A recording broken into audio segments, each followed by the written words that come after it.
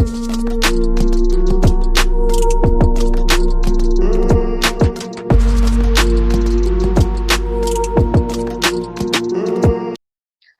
Guys, എല്ലാവർക്കും എൻ്റെ പുതിയൊരു വ്ലോഗിലേക്ക് സ്വാഗതം.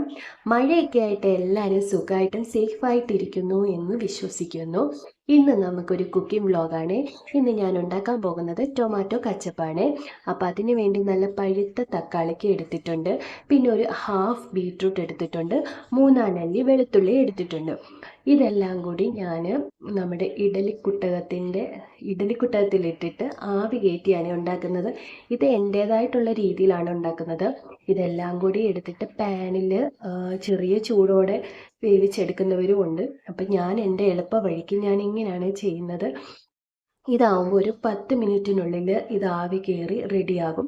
അങ്ങനെ നമ്മൾ ബീട്രൂട്ടും തക്കാളിക്കയും എല്ലാം ഒന്ന് വെന്ത് വന്നിട്ടുണ്ട്, നല്ല പോലെ ആവി വന്നിട്ടുണ്ട്.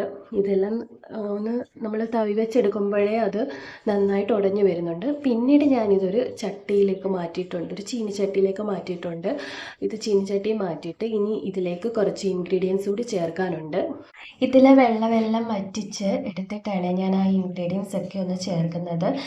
അപ്പം നമുക്ക് ഒരു 1/2 ടേബിൾ സ്പൂണ് ഉപ്പിടാം, പിന്നെ ഒരു 2 ടേബിൾ സ്പൂണ് ഷുഗറും ആഡ് ചെയ്തിട്ടുണ്ട്. ഷുഗർ നമ്മുടെ ഇഷ്ടാനുസരണം ആഡ് ചെയ്യണം, ഒരുപാട് അങ്ങ് മധുരമാകരുത്. ഒരു ചെറിയ രീതിയിലൊരു മധുരവും പുളിയും ഒക്കെ വേണം. പിന്നെ ഇതിലേക്ക് ഒരു ടേബിൾ സ്പൂണ് വിനാഗിരി ആഡ് ചെയ്തിട്ടുണ്ട്. കാരണം ഇത് കുഞ്ഞുങ്ങൾക്ക് കൊടുക്കാൻ വേണ്ടി ഉണ്ടാക്കുന്നതായതുകൊണ്ട് ഞാൻ ഒരു ടേബിൾ സ്പൂൺ വിനാഗിരിയെ യൂസ് ചെയ്തിട്ടുള്ളൂ. പിന്നെ അതിലേക്ക് ഒരു 1/4 ടേബിൾ സ്പൂണ് മുളക് പൊടി ആഡ് ചെയ്തിട്ടുണ്ട്. എന്നിട്ട് ഇതെല്ലാം ഒന്ന് വഴറ്റിയെടുത്തിട്ടുണ്ട്. അതിന് മുളക് പൊടിയുടെയൊക്കെ ഒരു പച്ചമണം മാറുന്നിടം വരെ ഒന്ന് ചെറുതായിട്ടൊന്ന് ചൂടാക്കി എടുത്തിട്ടുണ്ട്. എന്നിട്ട് ഇത് മിക്സിയുടെ ജാറിലേക്ക്, ചൂട് മാറിയിട്ട് മിക്സിയുടെ ജാറിലേക്ക് ഇട്ടിട്ട് നന്നായിട്ടൊന്ന് അടിച്ചെടുത്തിട്ടുണ്ട്. നല്ല പേസ്റ്റ് പരുവത്തിൽ കിട്ടിയിട്ടുണ്ട്. ചെറിയ തരി ഉണ്ടെങ്കിലും കുഴപ്പമില്ല, നമുക്കതൊന്ന് അരിച്ചെടുക്കണം. അപ്പം ഞാനിത് ഒരു അരിപ്പ വെച്ച് അരിച്ചെടുത്ത് മാറ്റിയിട്ട് ഒരു പാനിലേക്ക് ഇതെല്ലാം കൂടി ഒഴിച്ചിട്ട് ഇതിൻ്റെ കൈ വിട്ടുമാറാതെ ഒരു 10 മിനിറ്റോളം ഇങ്ങനെ ഇളക്കി കൊടുക്കുന്നുണ്ട്. ഇളക്കി നല്ല തിക്കാക്കി എടുക്കുന്നുണ്ട്. ഒരുപാടങ്ങ് ചൂട് ആയിക്കഴിഞ്ഞ് അത് കരിഞ്ഞു പോവാതെ ശ്രദ്ധിക്കണം.